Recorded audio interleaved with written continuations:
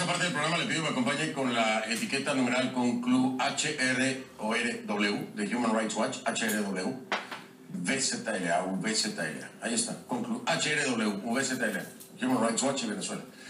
Esta es la etiqueta. En mi cuenta de Twitter es @soyfedelrincón, @soyfedelrincón. A ver, la Organización por Derechos Humanos, Human Rights Watch, hizo un llamado de atención al secretario general de Naciones Unidas, Antonio Guterres, donde le piden que active una respuesta a gran escala, ¿no? Una emergencia ya, el tema venezolano, dirigida por la ONU para abordar esta crisis de salud y alimentaria que hay en Venezuela.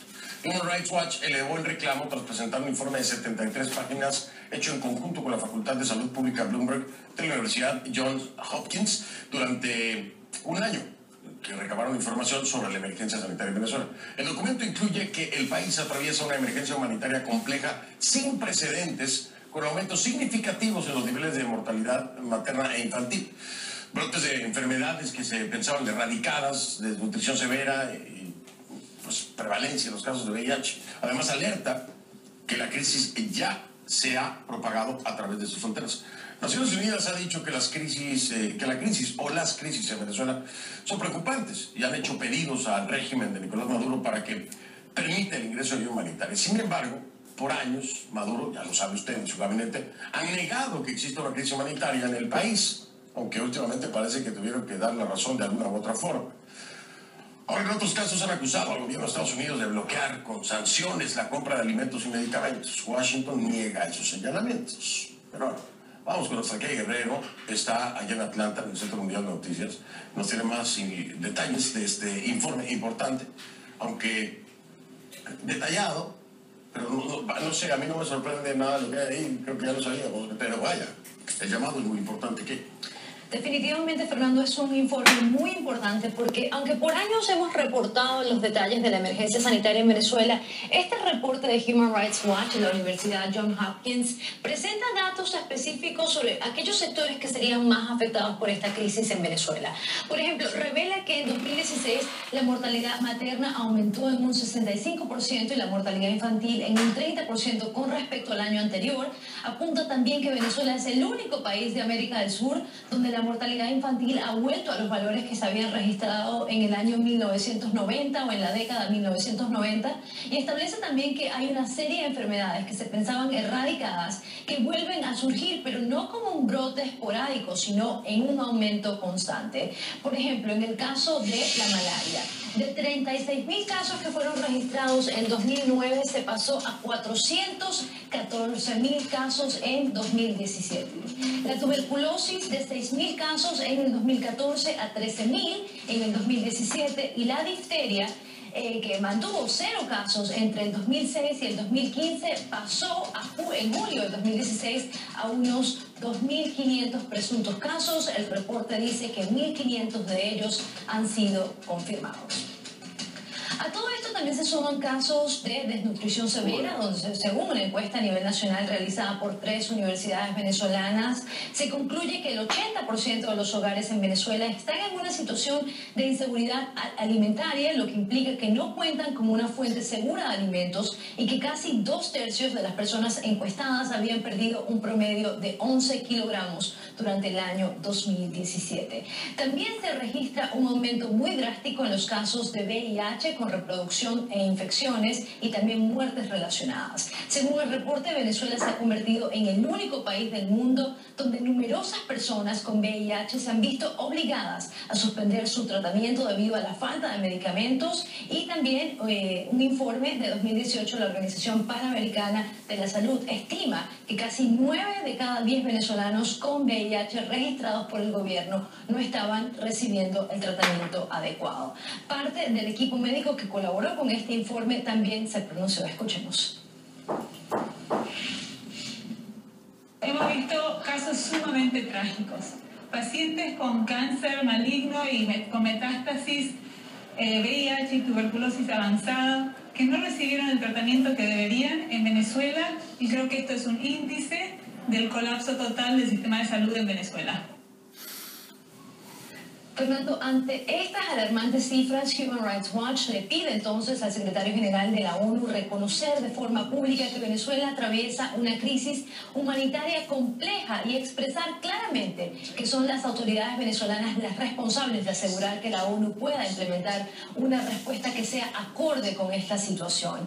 El secretario general de la ONU se ha referido en muchas ocasiones a la crisis humanitaria en Venezuela y este jueves su portavoz, Stéphane Dujarric, dijo que la ONU ya estaba hablando con el gobierno de Caracas para llegar a una comprensión común sobre las necesidades del país. También Michelle Bachelet, que es la alta comisionada de los derechos humanos para Naciones Unidas, le ha pedido al régimen venezolano que se permita el ingreso de la ayuda humanitaria. Fernando. Pues sí, ese tema de la ayuda humanitaria que ya se ha convertido en un dolor de cabeza para la comunidad internacional y un desespero terrible para quienes la necesitan. Okay, gracias. Oye, buen fin de semana, felices vacaciones. Tú también tienes vacaciones, yo también tengo vacaciones, así que nada más para que nuestra audiencia sepa, un respiro necesitamos. Gracias, Miquel. Gracias, Fernando. Buenas noches. Buenas noches. En Twitter le encuentra como @KGuerreroCNN, @KGuerreroCNN, así está en Twitter. Vamos a hablar de este tema con uno de los protagonistas presentes.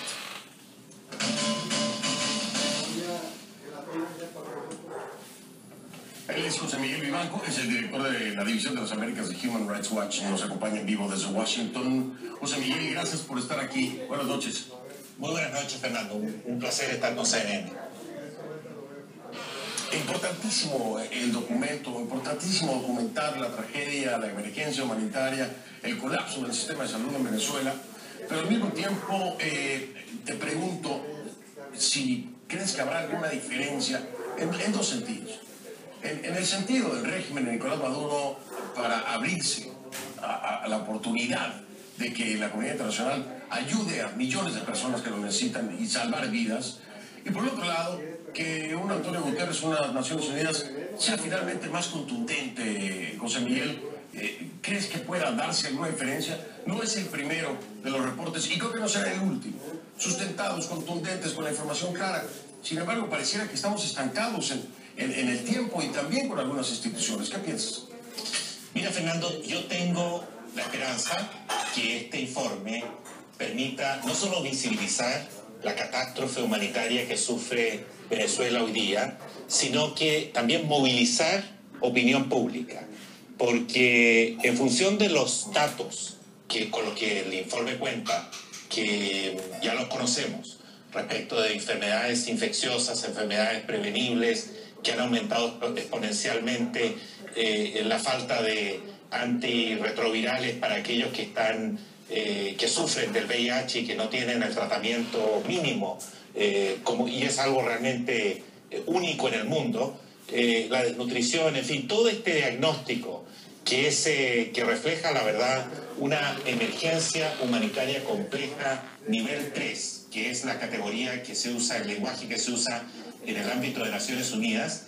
Creemos que, dado que aquí está comprometida buena parte de la población venezolana, especialmente los más pobres, los niños y los mayores adultos, pero que estas enfermedades se están propagando a la región, entendemos entonces que hay un riesgo serio, esa es la opinión de los médicos especialistas que nos acompañaron en este informe, de propagación de este cuadro epidemiológico al resto de la región, especialmente a los países limítrofes.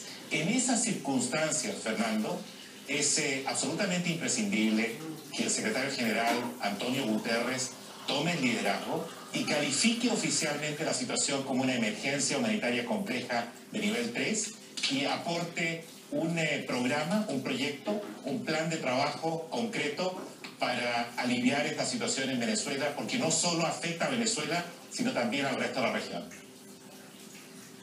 Claro, como lo dice muy claro el informe que han presentado, por ejemplo, en los casos de difteria, ¿no? Un país que ya no tenía difteria y que se han reportado ya más de 2.500 desde 2016 hasta el 2017, con un reporte de 414.000, ¿no? No, 414. Claro, malaria, claro. Ahora, a ver, entenderlo, esto ya no como un problema venezolano, sino como un problema regional.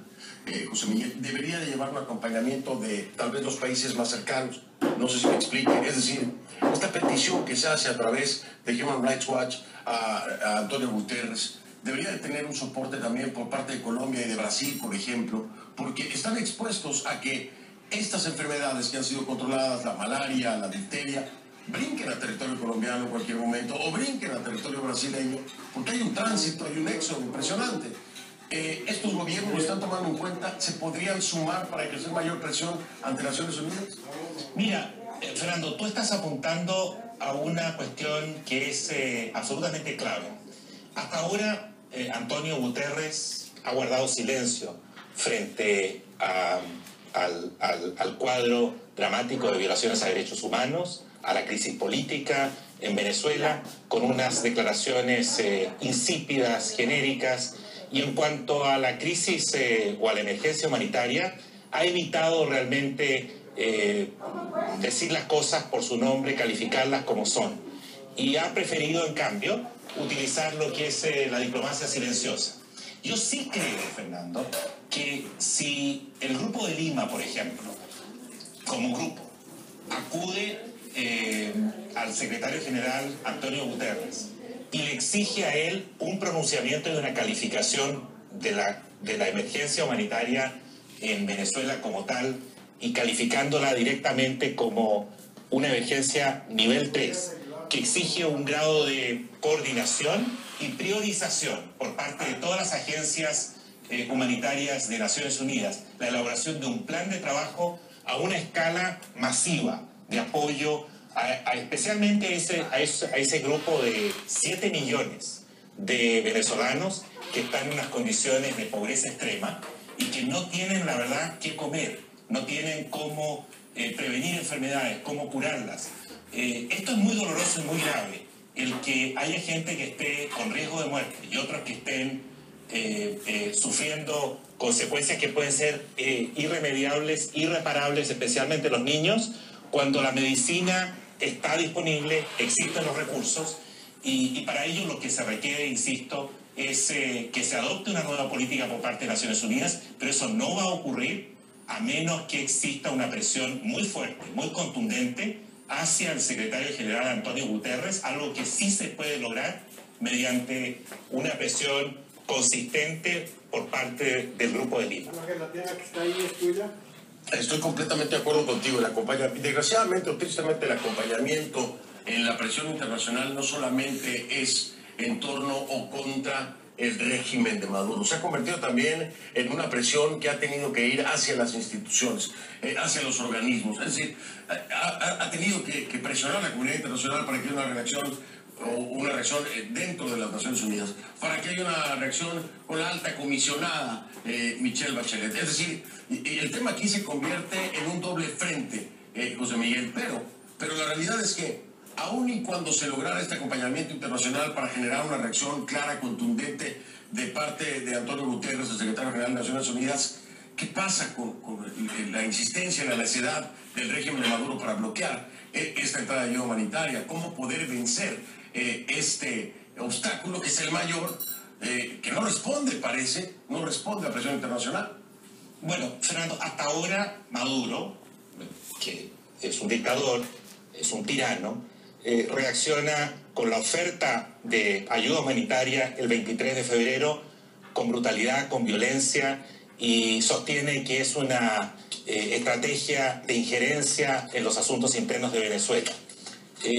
Logró bloquear, lamentablemente, bloquear esa ayuda que estaba disponible en Cúcuta y en Roraima, en el caso de Colombia y Brasil. Pero le va a quedar mucho más difícil, le sería mucho más difícil si esa propuesta proviene nada menos que del secretario general de Naciones Unidas y de todas las agencias humanitarias que, Fernando, el conocimiento que nosotros tenemos después de un año de trabajo con un conjunto de médicos especializados en salud pública, con experiencia en África, en Asia, en el Medio Oriente, es que las agencias humanitarias que siguen operando, yo te diría, con un muy bajo perfil en Venezuela, tratando de paliar y hacer lo posible por ayudar a los más necesitados, esas agencias humanitarias de Naciones Unidas coinciden plenamente con el diagnóstico que recoge este informe. De tal modo que si gracias a esta reacción de opinión pública y sobre todo una movilización de presión por parte del Grupo de Lima, el secretario general se ve obligado a diseñar un plan de trabajo y a poner sobre la mesa una propuesta concreta ante la dictadura de Maduro, creo que le va a ser más difícil aún el rechazar, el descalificar arbitrariamente, como lo ha hecho hasta ahora, esa ayuda internacional. Pues ojalá sí sea, José Miguel Vivanco, que tengas toda la razón. Por lo pronto, este informe viene a reforzar, viene a actualizar, por supuesto, la tragedia, el drama que se está viviendo en un sistema de salud totalmente colapsado en Venezuela. Es Human Rights Watch y la Universidad Johns Hopkins los que realizan el trabajo de un año y la información es contundente. Si tiene la oportunidad, vaya a la página de Human Rights Watch, busque el informe, léalo, porque es desastroso, es catastrófico, de verdad es una emergencia terrible. José Miguel Vivanco, millones de gracias, José Miguel. Un saludo como siempre en Washington y muy agradecidos de que nos acompañes. Nada que agradecer, Fernando. Un placer estar contigo y con CNN esta noche.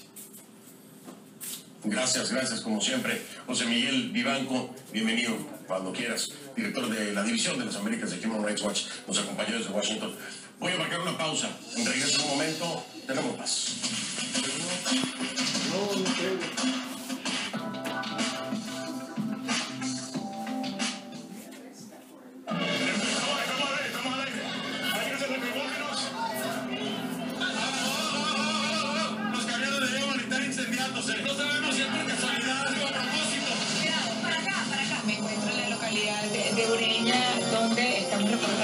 La situación. Nosotros queremos esa ayuda humanitaria en Venezuela. Soy una mujer que nunca me imaginé llegar a este extremo. ¿Cómo hacemos si no hay agua aquí en el país? Tampoco hay luz. John Bolton dirigió el ataque al sistema eléctrico venezolano. El responsable es Maduro.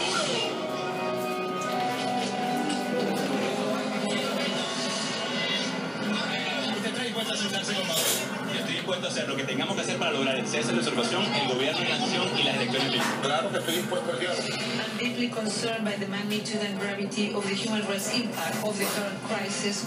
Cuando la realidad más convulsa necesita un periodismo responsable, aquí está CNN.